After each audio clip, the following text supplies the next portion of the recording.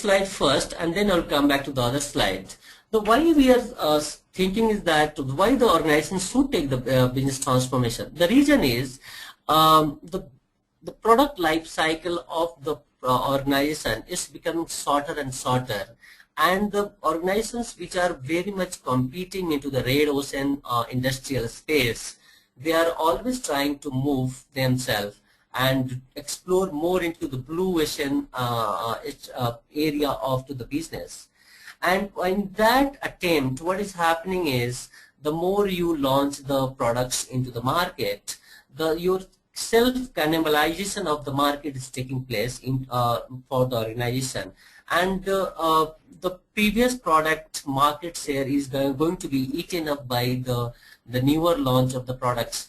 We can see those kind of the trends even into the automotive industries, where the new product is seen, one company launches, the market share of the previous product that keeps on reducing, and that's the place where the market cannibalization happens by the launches of the new products. The other phenomena which is coming up into the macro environment of the business is that entry barrier to the industry is becoming lower and lower.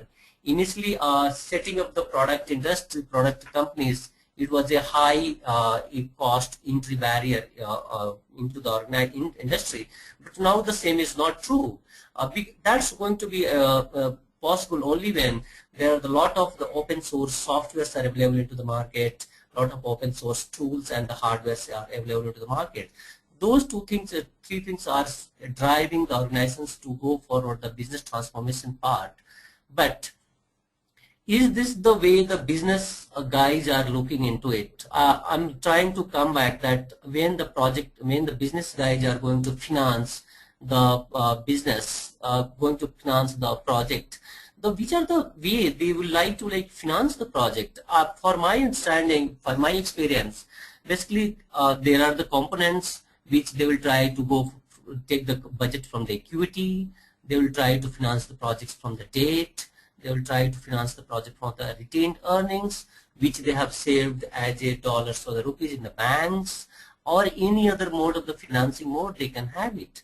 But the question over here is after this financing, are they very much sure that our project management team will deliver what they are expected?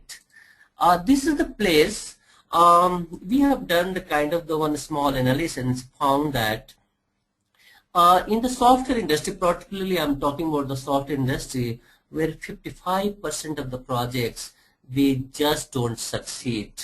And only the success rate of the projects into the industries, just 35%, and 10% of the projects, they just get abandoned. So with this kind of the performance of the projects into the environment, the business guys are always having a kind of the skeptical views on the project management competency and project management group, that yeah, guys, we are going to put up the money, but what about the return on the investment which we are going to put up? The other component which we have realized very critically is that is the money which is going to be spent onto the project, are they really going to be utilized for the execution of the project, or they are going to be utilized only in ensuring the quality or something else? So we have the experience that we have just decomposed the cost of the project in the three buckets. One is the prevention cost, appraisal cost, and the other cost. The other cost, which is very important for me, that's the cost we are going to utilize for the execution of the project. But prevention cost, basically I'm talking about how to prevent the quality of the cost of quality into the projects.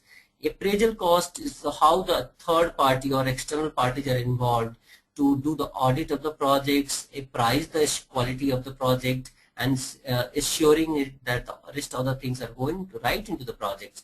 So the cost which is very much prevalent over here is, yes, other cost, 45% component comes from the other cost, but the very significant portion of the project cost comes from the prevention and the appraisal cost. So I would like to bring that why I am discussing this point over here. definitely that's a point of concern which business people are looking into it. So I am moving to the next slide, the slide number 6.